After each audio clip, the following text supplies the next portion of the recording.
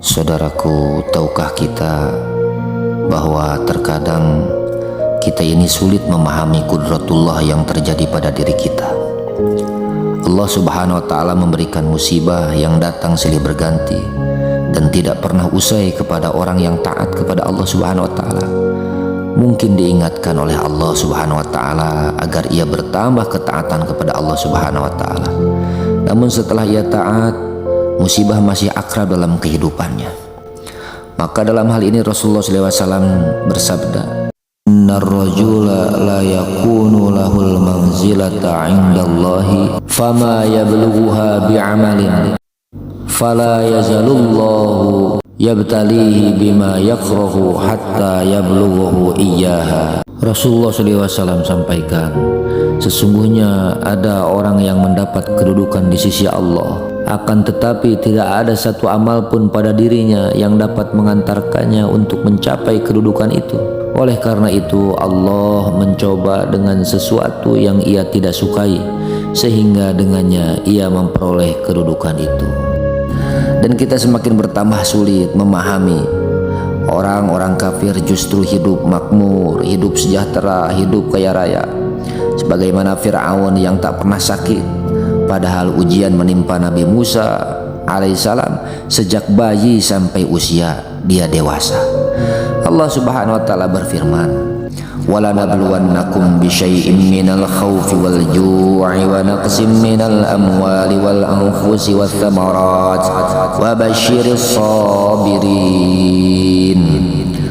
Hadirin yang mulia, Allah Subhanahu wa ta'ala berfirman, "Dan sesungguhnya kami akan menguji kamu dengan sedikit ketakutan, wal ju'i, kemudian kelaparan, wa naqsim minal amwal, kekurangan harta, wal anfusi was thamarat, kemudian jiwa, thamarat dan buah-buahan, wa basyiris sabirin, dan berilah kabar gembira terhadap orang-orang yang sabar."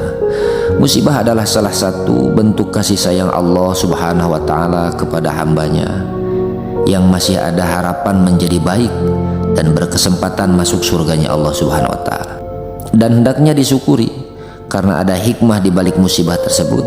Orang-orang yang dicintai oleh Allah Subhanahu wa ta'ala akan diberi musibah agar hatinya lembut, sehingga hidayah mudah merasuk ke dalam hatinya. Hati yang keras ibarat batu yang tidak bisa ditembus oleh air, tetapi tanah yang lembut mudah menyerap air. Maka hati yang beriman akan lembut dengan musibah. Siapa yang tidak suka mendekat kepada Allah, maka ia akan diseret dengan musibah itu agar mengingat Allah. Orang-orang yang beriman disegerakan balasan-balasan dosanya di dunia berupa sakit, kemiskinan, kesusahan, dan kesulitan-kesulitan. Ini sebagai bukti bahwasanya Allah Subhanahu wa ta'ala sayang kepada orang tersebut, sementara balasan amal-amal solehnya ditunda dan disempurnakan nanti di akhiratnya Allah Subhanahu wa ta'ala. Sebaliknya saudaraku, orang-orang yang kafir ingkar kepada Allah, yakni mereka disegerakan pembalasan amal baiknya di dunia. Agar apa? Agar yang ia usahakan langsung mendapatkan hasil.